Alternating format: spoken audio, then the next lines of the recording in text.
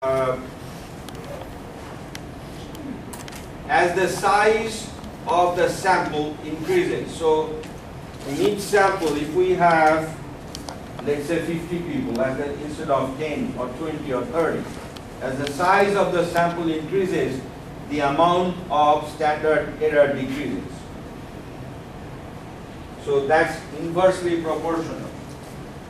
And they have given you an example. For instance, the standard deviations shown below, they are identical, but the sample sizes, they are different. Look what happens to the size of the standard error when n goes from 25 to 100. So here you are looking at two different situations.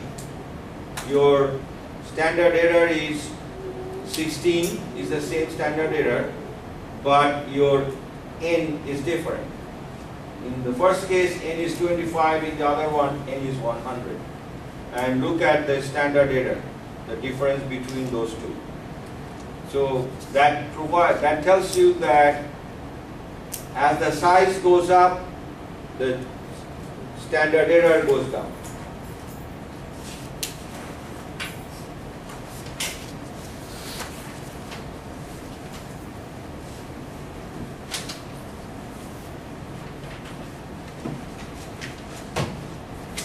Okay, so let's look at this third page. This is what we are going to do in this chapter.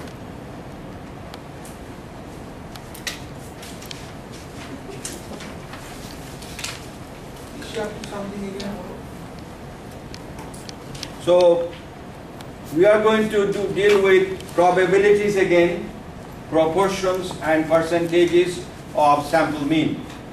Before we are dealing with raw scores, no sample mean, again we are going to do this exactly same stuff, dealing with the distribution of sample means. So the sampling distribution of the means, it is used to calculate the probabilities, proportions and percentages associated with specific sample means. So we will always be given, when you are going to calculate, you will always be given this distribution of sample means. It will be given to you. So we are now dealing with sample means rather than raw scores. So here is the formula. Look at the difference in the z-score formula here. We are still dealing with z-score. Before, the formula was z equal x minus mu divided by sigma. Now it is z equal m minus mu divided by sigma m. So if you look at this m, what does it mean? This is a specific sample mean. Given that if you are using this sample mean of, let's say, sample number 2, and the mean age is 23. If we are using sample number 2, then this m will be 23. I'm just giving you an example right now. Will the bottom end be 23 too? No. Bottom one you need to calculate. It's on that same page. Mu is the same situation.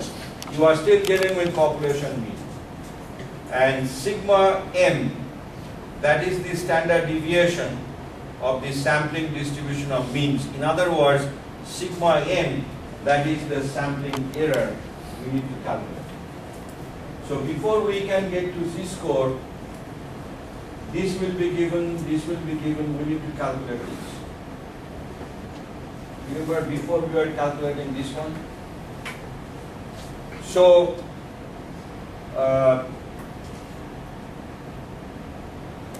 so how do we calculate this standard error, or theoretically speaking, what we call standard deviation of the sampling distribution of the means? And on the same page at the bottom, you have an example. Let's assume that we are dealing with a sampling distribution of means in which mu equal 80, sigma or standard deviation is 20, and n, that is the size of the sample is 50.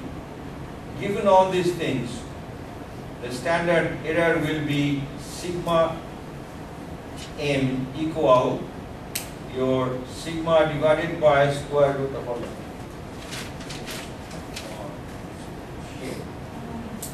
The very first page, if you look at the last line, I have given you the formula. And that's the formula we are going to be used. So standard error in this situation will be sigma m equal sigma divided by square root of n. Your sigma given to you is 20, your n is 50. So square root of 50 is 7 point something, I took it as 7. So 20 divided by 7, that becomes 2.85. So that's how we will do this calculation.